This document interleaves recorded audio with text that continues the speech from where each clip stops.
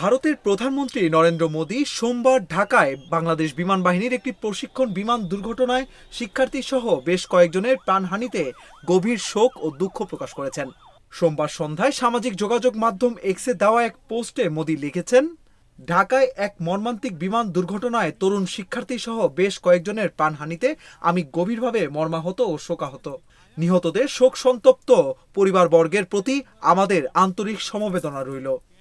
আহতদের দ্রুত সুস্থতা কামনা করে মোদী বলেন, ভারত বাংলাদেশের পাশে আছে এবং সব ধরনের সহায়তা ও সহযোগিতা দিতে প্রস্তুত রয়েছে।